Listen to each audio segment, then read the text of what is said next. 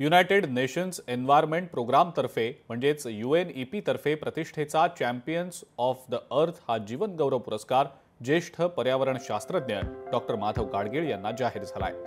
जगभरातल्या एकूण 6 जणांना हा पुरस्कार जाहीर झाला असून गाडगीळ या जीवन गौरव पुरस्काराचे मानकरी ठरलेत। चॅम्पियन्स ऑफ द अर्थ हा संयुक्त राष्ट्रांचा सर्वोच्च पर्यावरण विषयक पुरस्कार मानला जातो। 2005 सालापासून जनसमूह आणि पृथ्वीच्या संरक्षणासाठी योगदान देणाऱ्यांना या पुरस्कारानं गौरवलं जात असतं। आतापर्यंत 122 जणांना हा पुरस्कार प्रदान करण्यात आलेला आहे।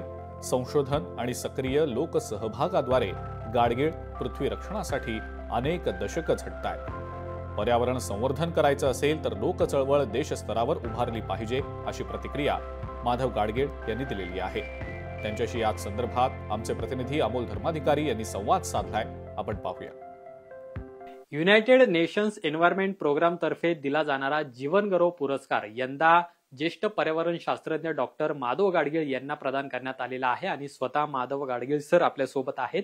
वयाच्या 82व्या वर्षी त्यांना खरं तर हा जागतिक दर्जाचा पुरस्कार देण्यात आलेला आहे। सर, सुरुवातीला खूप खूप अभिनंदन आणि हा सगळा पुरस्कार तुम्हाला संयुक्त राष्ट्रातर्फे देण्यात येतोय, काय पहिली प्रतिक्रिया आहे? धन्यवाद। प्रतिक्रिया आनंदाची आहे की अनेक वर्ष मी निर्णयाच्या पद्धतीने काम करत राहिलो आणि तसे वेगवेगळे पुरस्कार मिळत गेले, परंतु संयुक्त राष्ट्र संघाचा म्हणजे खास वरच्या पातळीवरचा आता मिळतो आहे। हा माझ्या शास्त्रज्ञ या नात्याने आणि लोकांबद्दल, लोकांच्या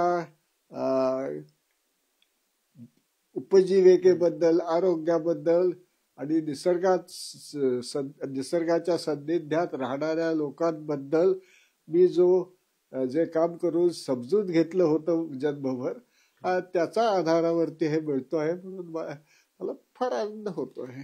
देशव्यापी चळवळ पाहिजे, त्याला देशव्यापी तसा आधार आहे। उदाहरणार्थ जैवविविधता कायद्यानुसार प्रत्येक ग्रामपंचायती देशातल्या प्रत्येक ग्रामपंचायतीतल्या संपूर्ण देशामध्ये स्थानिक पातळीवरच्या समित्या स्थापन होऊन व्यवस्थित त्यांनी तिथल्या पर्यावरणाचा अभ्यास करून जैवविविधतेबरोबर बाकीच्याही परिसंस्थांचा काय पाहिजे व्हायला हे मांडलं पाहिजे, असं व्यवस्था आहे।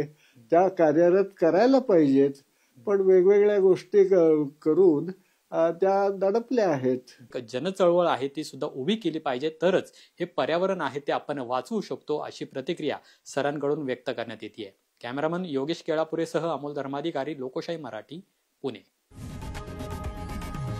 लोकशाही मराठी, ऐका, पहा, जागरूक रहा।